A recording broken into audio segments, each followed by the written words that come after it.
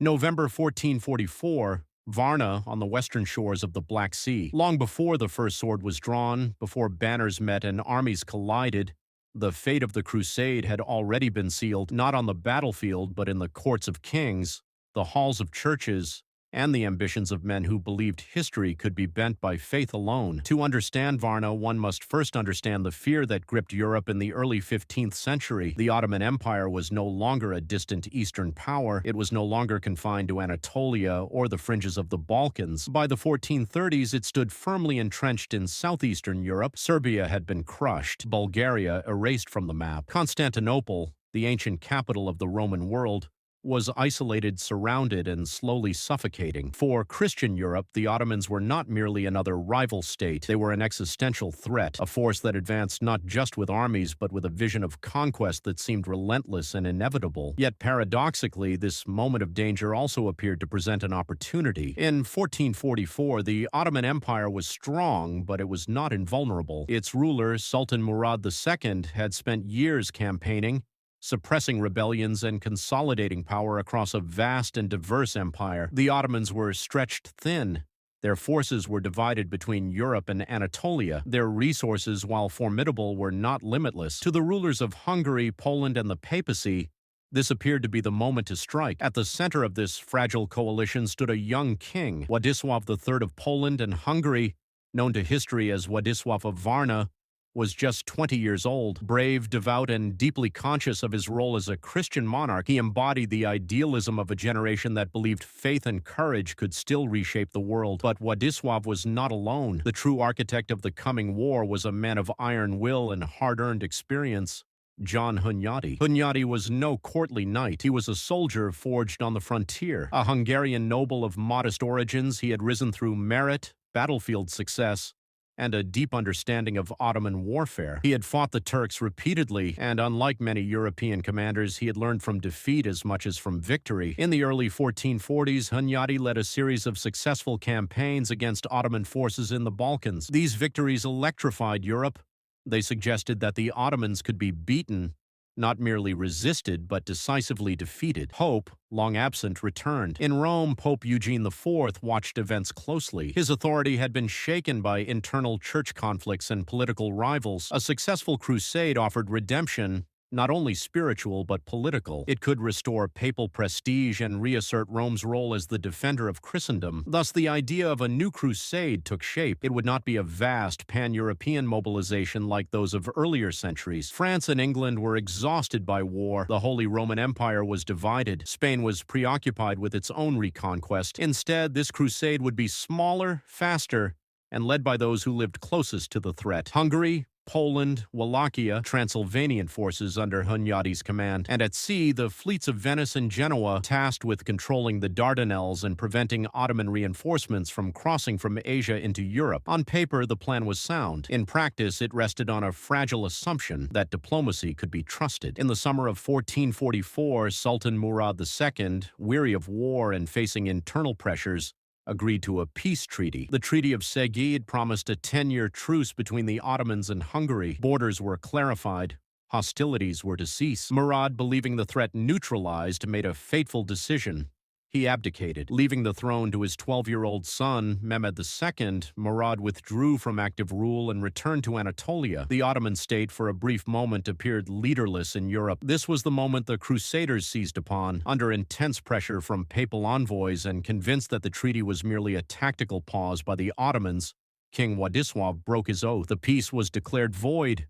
The crusade would proceed. It was a decision that would echo through centuries. By September 1444, the Crusader army was on the move. Approximately 20,000 to 25,000 men marched south along the Danube, Hungarian heavy cavalry, Polish knights, infantry from Transylvania and Wallachia, mercenaries hardened by years of border warfare. Their goal was ambitious.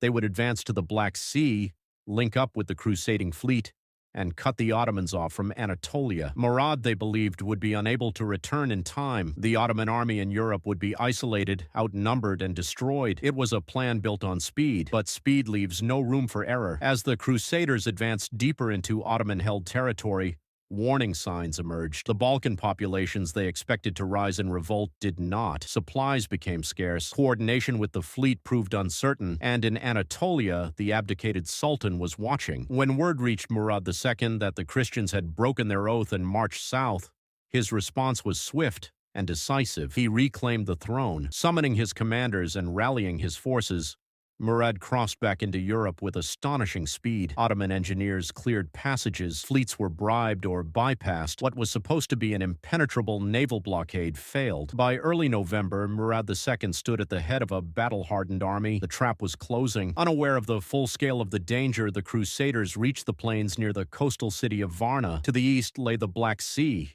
To the west, marshes and wooded terrain. Behind them, their lines of retreat were stretched thin. On the morning of November 10th, 1444, the two armies faced one another. Europe's last great crusade was about to meet its reckoning. Dawn rose cold and gray over the fields near Varna. The Crusader army formed up early, their banners snapping in the coastal wind. To their rear, the Black Sea stretched endlessly, offering no escape. To their front, the Ottoman army assembled in disciplined ranks, far larger, far more cohesive than expected. Murad II commanded approximately 50,000 to 60,000 men. They were not hastily gathered levies. They were veterans, Sipahi cavalry on the flanks, Anatolian troops hardened by eastern campaigns, and at the center the elite Janissaries, professional soldiers drilled relentlessly, armed with bows, firearms, and unwavering discipline. The Crusaders, by contrast, numbered less than half that strength. John Hunyadi understood the danger immediately. He deployed the army carefully. Infantry and wagons formed a defensive center. Cavalry anchored both flanks. The plan was to withstand the Ottoman advance, exploit weaknesses, and, if fortune allowed, force a breakthrough. For a brief moment it seemed possible. The battle opened with fierce clashes along the flanks. Hungarian and Wallachian cavalry struck hard, driving back Ottoman units. Dust and smoke filled the air. Cries of victory echoed across the field, but Murad held his center. The Janissaries did not break. They absorbed the assaults, their lines tightening rather than collapsing. Ottoman artillery and archers began to take a toll. Hunyadi urged caution. Victory, he knew, would require patience. Then disaster struck. Not from Ottoman cunning, but from Christian impulse. King Władysław, watching the battle unfold, saw an opportunity. At the center of the Ottoman line stood Murad himself, surrounded by his guard. To the young king, this appeared to be destiny calling. Against the advice of Hunyadi, Władysław gathered his personal guard, some 500 knights, and charged directly at the Sultan's position. It was a moment of courage and of catastrophic folly. The charge smashed into the Ottoman center, but the Janissaries did not flee. They closed ranks, horses fell, knights were dragged down, surrounded, and killed. Władysław's horse was struck. The king fell. Within moments, he was dead. The sight of the fallen king shattered the Crusader army. What had been a hard-fought battle became a rout. Units collapsed, commands dissolved, men fled toward the sea or the marshes, only to be cut down by pursuing Ottoman cavalry. John Hunyadi fought desperately to salvage the situation, but it was impossible. The army disintegrated around him. By nightfall, the field of Varna was covered with bodies. The last crusade was over. In the aftermath, Murad ordered Władysław's head severed and displayed, a grim message to Europe. The Crusader leadership was annihilated. Thousands lay dead or captured. The consequences were immediate and enduring. Hungary was left exposed. Poland lost its king. The dream of a united Christian offensive collapsed. 9 years later, in 1453, Constantinople would fall. The road to that catastrophe passed directly through Varna. For Europe, Varna became a warning etched into memory. Faith alone was no longer enough.